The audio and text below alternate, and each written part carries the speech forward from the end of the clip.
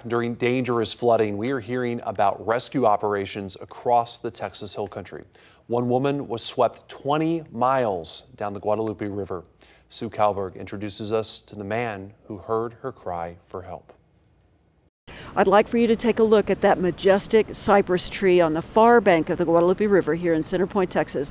Her branches, her upper branches, big branches, have been ripped from her, but she stood strong as a 22-year-old woman was swept about 20 miles downstream from Ingram all the way here to Center Point. She sheltered that woman as the woman waited for daylight.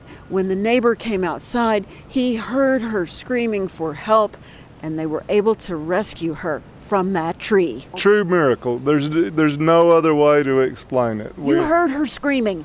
I did. Carl Jeter stepped onto his porch and became one desperate woman's hero. She saw me, so she started to scream out loud.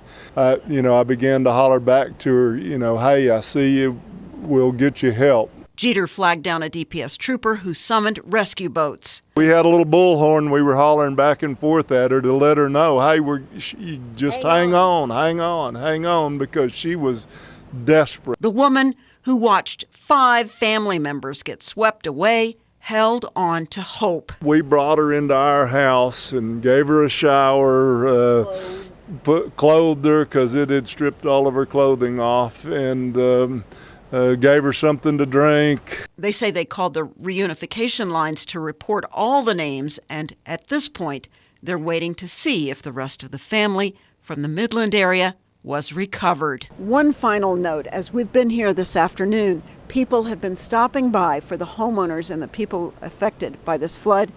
They've been offering to help. Homeowners say, come back tomorrow when the river has settled down a bit.